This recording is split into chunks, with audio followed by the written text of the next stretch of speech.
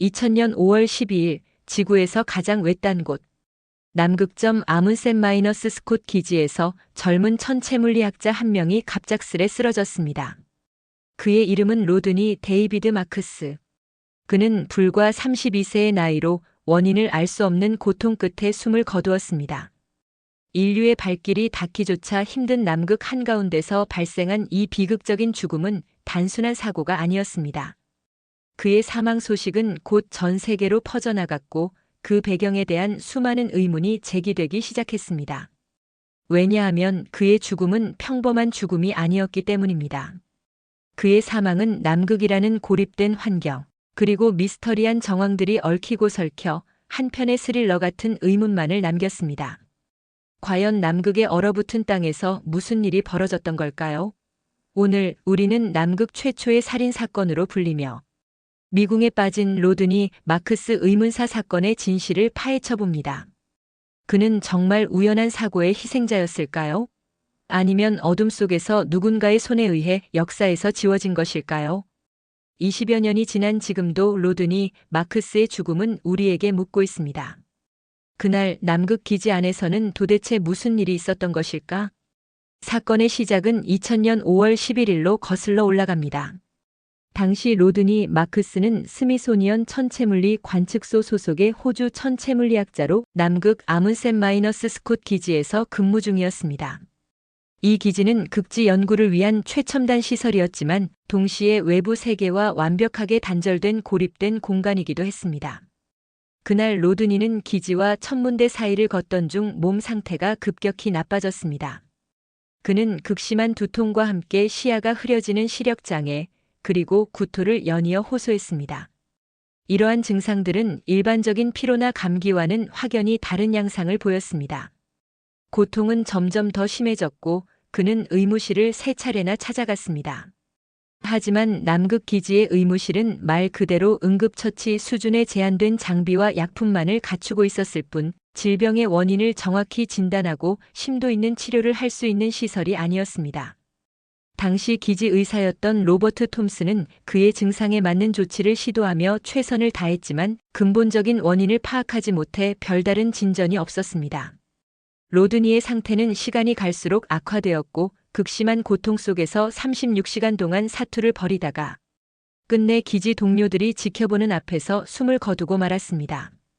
당시 남극은 영하 수십 도를 오르내리는 혹독한 겨울이 시작되고 있었고 모든 항공편과 보급선이 끊겨 외부와의 교통이 완벽하게 단절된 말 그대로 고립된 상황이었습니다. 그의 갑작스러운 죽음은 기지 내의 모든 사람들에게 엄청난 충격과 불안감을 안겨주었습니다.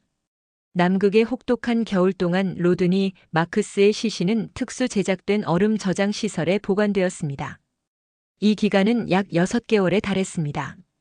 그리고 마침내 여름이 되어 기지 외부와의 연결이 가능해진 후에야 그의 시신은 특별한 절차를 거쳐 가까스로 뉴질랜드로 이송될 수 있었습니다. 부검은 뉴질랜드에서 권위 있는 법의학 전문가들에 의해 진행되었습니다. 부검 결과는 모두를 충격에 빠뜨렸습니다. 그의 사인은 단순한 질병이나 사고가 아닌 혈액과 조직에서 검출된 치명적인 양의 메탄올 중독으로 밝혀졌습니다. 메탄올은 소량만 섭취해도 실명은 물론 심각한 신경 손상과 장기 부전을 유발하며 결국 사망에 이르게 할 수 있는 맹독성 물질입니다. 이 예상치 못한 결과는 의학계와 수사당국 모두에게 큰 의문을 불러일으켰습니다. 로드니 마크스가 왜 어떻게 이 치명적인 독극물에 중독되었는가? 이 사건은 곧 남극 최초의 살인 사건이라는 섬뜩한 이름으로 언론의 헤드라인을 장식하며 전 세계의 이목을 집중시켰습니다. 단순한 사고사로 치부될 수 없었던 그의 죽음 뒤에는 과연 어떤 진실이 숨겨져 있었을까요? 메탄올 중독이라는 부검 결과가 나오자 수사팀이 가장 먼저 고려했던 가능성은 로드니 마크스의 자살이었습니다. 그러나 이 가능성은 수사가 진행됨에 따라 빠르게 배제되었습니다. 로드니는 남극 기지에서의 임무를 마치고 귀국하면 오랫동안 교제해온 약혼녀와 행복한 미래를 함께하기 위해 결혼을 준비하고 있었습니다. 또한 그는 전도 유망한 젊은 천체물리학자로 학문적으로도 중요한 연구 프로젝트의 막바지에 있었으며 상당한 성과를 앞두고 있던 시기였습니다. 그의 주변 동료들과 가족들은 로드니가 활기차고 긍정적인 성격이었으며 어떤 우울증이나 자살 징후도 보이지 않았다고 일관되게 진술했습니다. 그는 죽기 직전까지도 살기 위해 의사의 도움을 절실히 바랐고 치료를 위해 고통 속에서도 적극적으로 노력했습니다. 이러한 정황들은 그가 스스로 목숨을 끊을 이유가 전혀 없었음을 명확히 보여주었습니다. 유가족과 가까운 동료들 역시 그의 자살 가능성을 일말의 의심도 없이 일축했습니다. 그렇다면 우발적인 사고일 가능성은 어땠을까요? 메탄올은 술과 비슷하게 생겼지만 그 독성은 상상을 초월합니다. 하지만 아문센 마이너스 스콧 기지에는 충분한 양의 에탄올 일반적인 음용 알코올이 보관되어 있었습니다. 로드니가 굳이 위험천만한 메탄올을 술로 착각하여 마셨을 개연성은 매우 낮았습니다. 게다가 그는 남극 기지에서 오랜 기간 근무해온 경험 많은 베테랑 연구자였습니다. 기지 내에서 어떤 화학 물질들이 어디에 보관되어 있는지, 그리고 메탄올과 같은 위험 물질을 어떻게 안전하게 다루어야 하는지에 대한 충분한 지식과 안전 수칙을 숙지하고 있었을 것입니다.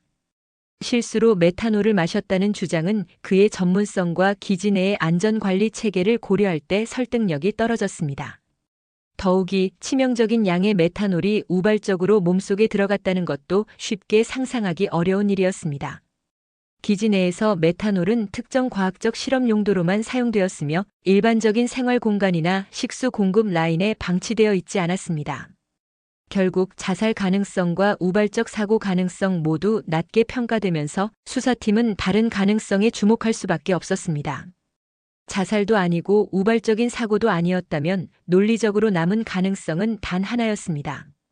누군가 의도적으로 메탄올을 그의 몸속에 투여했다는 것, 즉 타살의 가능성이 가장 유력하게 제기되었습니다. 그러나 이 진실을 밝히는 일은 거의 불가능에 가까운 난관에 부딪혔습니다. 사건 현장은 인류가 접근하기 가장 어렵고 극한적인 환경 중 하나인 남극의 한가운데였습니다. 증거 보존에 대한 초기 대응 자체가 어려운 상황이었습니다. 그리고 로드니의 시신은 사망 후 무려 반년이 지나서야 부검이 가능했습니다. 이 긴 시간 동안 사건과 관련된 물리적 증거들은 기지의 혹독한 환경과 보관 과정에서 유실되거나 오염되었을 가능성이 매우 높았습니다.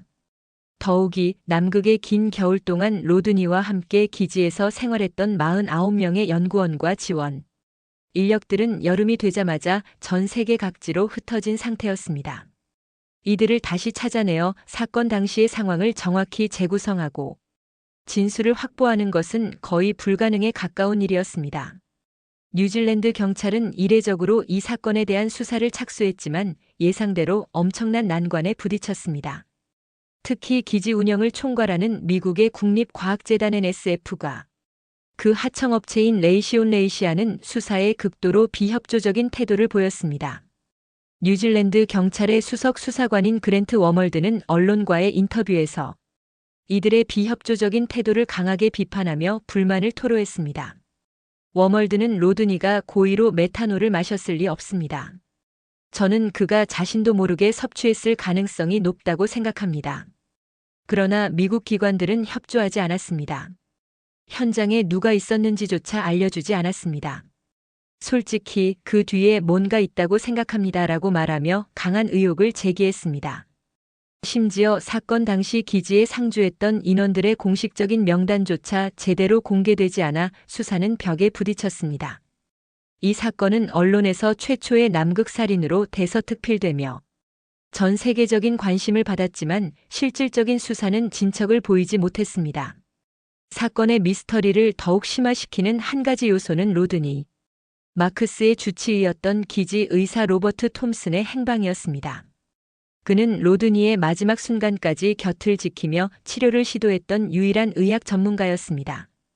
그러나 사건 이후 몇 년 뒤 로버트 톰슨은 갑작스럽게 실종되었습니다. 그의 행방은 끝내 밝혀지지 않았고 이로 인해 사건은 더욱 깊은 미궁에 빠져들었습니다. 의사의 실종은 단순한 우연이었을까요? 아니면 로드니 마크스의 죽음과 관련된 어떤 은폐된 진실이 있었기 때문일까요? 이 점 역시 많은 의문과 음모론을 낳았습니다. 그는 사건의 진실을 알고 있었기에 사라진 것일까? 아니면 이 모든 것이 단순한 우연의 일치일까? 2006년 뉴질랜드 검시 법원은 로드니 마크스 사건을 다시 열어 심도 있는 조사를 진행했습니다. 하지만 오랜 노력에도 불구하고 검시관은 최종적으로 자살도 사고도 타살도 확실히 입증할 만한 명확하고 결정적인 증거를 찾지 못했다고 밝혔습니다. 사건은 법적으로 어떠한 결론도 내릴 수 없는, 즉 원인 불명의 상태로 종결될 수밖에 없었습니다. 로드니의 아버지 폴 마크스는 아들의 갑작스러운 죽음과 그 진실을 영원히 알 수 없다는 사실에 깊은 고통과 좌절감을 표했습니다. 그는 언론과의 인터뷰에서 경찰은 자신들도 상대하기 싫어하는 거대한 벽과 싸우고 있었습니다. 아들을 죽인 진실을 알 수 없다는 사실은 고통스럽습니다. 하지만 이제는 더 이상 무슨 일이 있었는지 알아내려 하지 않으려 합니다. 그건 무의미한 일이라고 생각합니다라며 체념한 듯한 모습을 보였습니다.